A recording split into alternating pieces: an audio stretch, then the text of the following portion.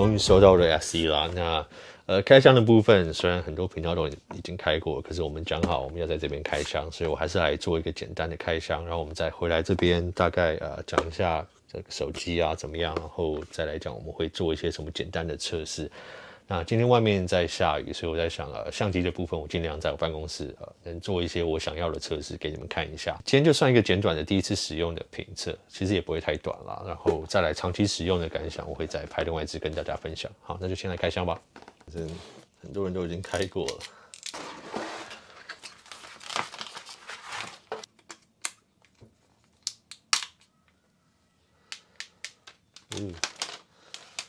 当然我们有这个手机壳，等一下把它装上去，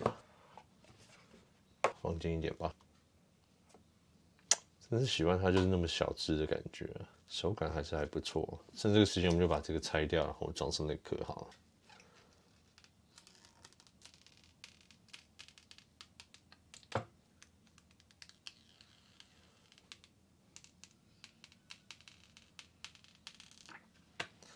OK， 好啊，对啊，装上壳，然后整体的手感真的还是非常的好。我必须讲，就是说有时候怀念这种尺寸的手机啦。好，那我们现在就来做一些简短的跑分的测试。那我们这边比较的手机会有，但就是 iPhone SE， 然后的11 Pro Max， 然后 iPhone 10，然后这支就跟 iPhone 8基本上是一样的。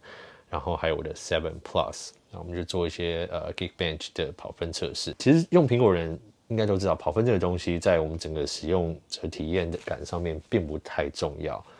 我今天可以用一个旧的7 Plus， 或是我朋友还在用的6S， 整体使用感还是非常的顺畅。可是我知道很多人会想看这个，那我们就大概来做个跑分测试。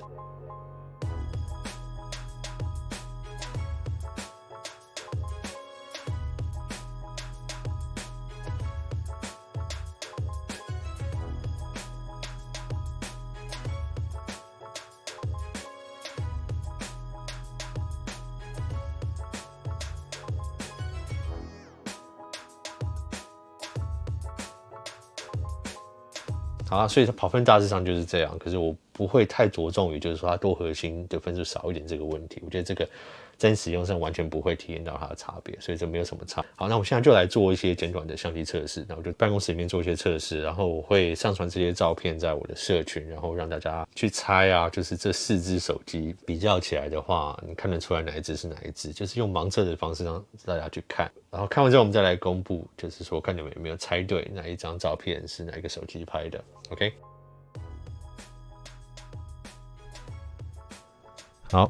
那看你们猜对了吗？所以这一张我会着重在于曝光的部分，可以看到 iPhone X 它的曝光就像我讲的，一直是非常失衡的，然后甚至7 Plus 都还比 iPhone X 好一点。那 SE 跟 iPhone 11 Pro Max 的部分，我觉得就是一点色调上的差别，那基本上很难讲哪一张比较好。好，这一张也是色调上的差别。那这个是前置镜头的人像模式，所以就没有7 Plus。好，不知道你们猜对了吗？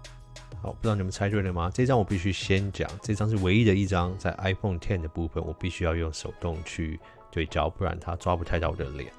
那所以可能因为这个原因，它的白平衡看起来比较准。但是如果在其他的手机用一样的方式的话，也得不到这个效果。但是如果我不用手动去抓的话，对 iPhone X 的成像就非常的凄惨，这个就是我完全让手机自己去判断我的脸在哪里。但我觉得我比较该注重在 SE 跟11 Pro Max 比较起来的差别。可以看到我头偏右边的部分，11 Pro Max 基本上它的白平衡是完全错，那我那边头发也没有偏红。SE 它的表现跟 X 基本上它们白平衡都是抓的比较准的。好，在这张我也是用黑色的背景配上白色的物品摆在前面，主要也是要强调它的对比。好，你们猜对了吗？所以这边也可以看得出来 ，iPhone X 一样，它白色的地方几乎都是过曝的。把它放大来看的话，在过曝的地方就可以看得更加的清楚。这一张如果拿7 Plus 的表现来讲，也是比10来得好。但是 SE 跟11 Pro Max 我看不太出来差别。好，这一张在你们猜之前，我想讲几个着重的点，当然就是在皮肤那个肤色有没有过曝的部分，那再就是白平衡，还有肤色啊，还有后面那个布帘的颜色，着重于这几点，然后你们再来猜猜看哪一张是哪一个手机拍的。好，不知道你们猜对了吗？当然 iPhone X 一样过曝，但是如果拿 SE 跟 iPhone 11 Pro Max 比起来的话，后面的布帘以肉眼看到的颜色 SE 其实是拍的比较接近也比较吻合的。这些照片就是完全让手机自己去感应哪个地方应该对焦，要怎么去调色。好，现在把它放大来看的话，其实非常清楚。那 iPhone SE 在肤色的部分抓得非常的精准，甚至完全超越了11 Pro Max。后面窗帘的部分以肉眼来判断的话， SE 的白平衡也是抓得最精准的。这一点我倒是没有期待 SE 的相机会不好，但是真的蛮压抑看到它的有一些表现甚至超越我的11 Pro Max。OK， 所以大致上我觉得我非常惊艳的就是说 SE 以14500的价格，它的相机跟我的 Pro Max 我基本上是看不太出来。那除了就是说他们的色彩表现，比如说白平衡上面看起来有差距一点，可是并不是说谁比较好。我觉得有些时候表现 SE它表现出来的白平衡还是我比较喜欢的，可是这个当然就是看个人喜好。那其实在先前 iPhone 8跟 iPhone 10的时候，他们的相机处理器虽然都一样，那我觉得就是镜头组件啊，可能它就只是最外层这个玻璃的材质啊，或者镀膜不太一样，成像上面会有一点色差，可是这个没有好坏的问题，就是色温不太一样，就只是这样而已。整体来讲，我先前就是其实最不喜欢 iPhone 8跟 iPhone 10的相机，就是说它在强烈对比的时候，它常会判断错误。那当然就是说，你如果手动去对焦去调的时候，它可以调回一个比较好的一个状况。可是大多时候我们拍照不会，我们拿起来就拍，对不对？不管是自拍或是拍别人。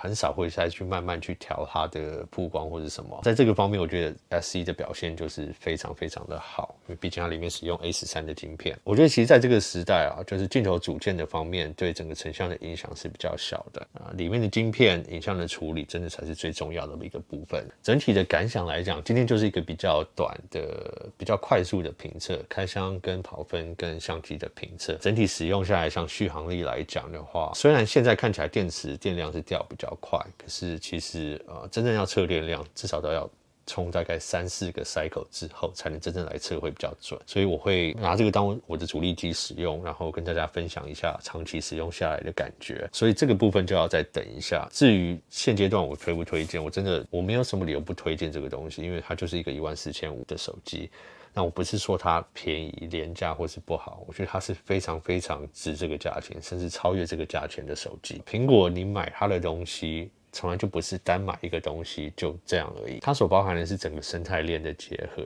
那我觉得对我而言，生态链的定义最大一个部分就在于它的苹果商店、苹果售后服务，整体苹果服务能给你带来的一种感受。那你可以买一台4万多块的手机，或是10几万的电脑，或是比较便宜的 AirPods， 你所得到的，特别是在苹果直营店里面，都是最高水准的服务。现阶段真的我没有体验到任何其他手机厂，甚至电脑厂有达到这个水准。那以一个14500的入门手机价，不管这是你的第一支手机，或是你从安卓要换过来的第一次体验，我觉得都是一个很好一个入门方式，就是让你去真的体验就是使用苹果产品的一种感觉。然后瑕疵的话，我认为这个硬体的设计啊，整体是一个非常